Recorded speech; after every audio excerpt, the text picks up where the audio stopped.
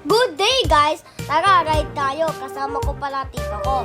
Tamang chill ride tayo na yon. Road bike nga pala ang gamit ko dito. At ito, nasa Meralco Avenue na kami. At kung titignan nyo, nakaupo na ako sa aking saddle dahil nung nakaraan ay mataas pa ang seat post na ito. Kasi kung hindi nyo naitatanong, hindi naman sa akin itong bike. Sa kuya ko ito.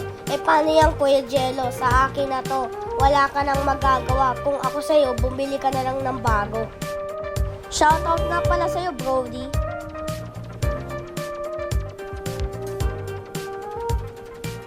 Dito ay pupunta na tayo sa Green Hills at kung mapapansin nyo, walang masyadong sasakyan ang dumadaan dahil pinauwi ko na sila. At dito, tamang signal tayo guys dahil kakaliwa kami.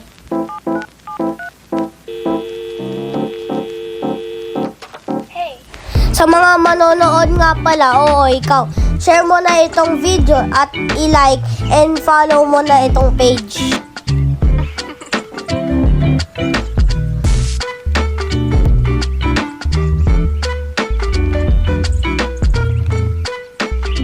Binabaybay na pala namin ang Ortigas Avenue.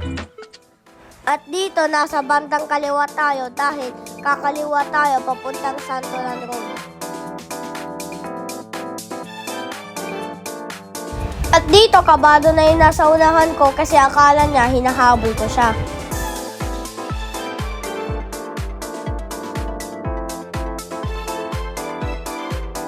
Grabe ba? Basic lang umahon guys. Pero deep inside, pagod na ako niyan. Tamang bira lang ako hanggang makaabot sa taas.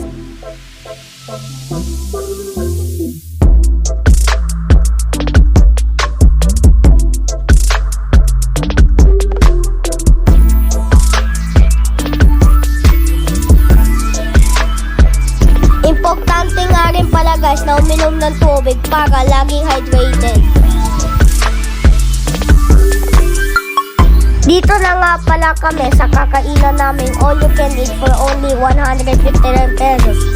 Ops! Tamang tingin ng tingin pa si kuya. Salamat nga pala sa mga dumalo sa birthday ko kahit hindi naman.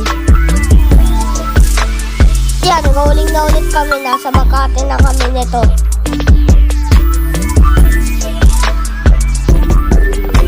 At dito, nasa San Antonio Parish Church na kami at antay namin ang kuya ko para daanan kami.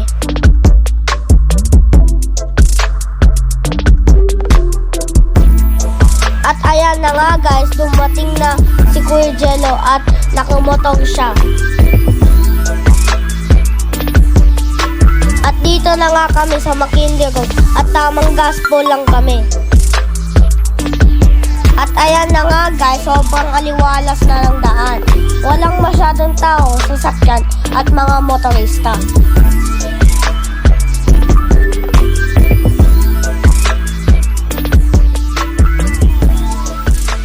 Dito ay nakasabay na namin ang grupong ito. Shoutout nga pala sa inyo kung sino man po kayo. Tamang waitings na lang kami dito sa stoplight bago mag-go. At ayan na nga guys, tamang rat-rat na ako dito paahon ng Brixton Bridge. Abangan yung susunod kong video at hanggang dito na lang, paalam sa inyo. Peace!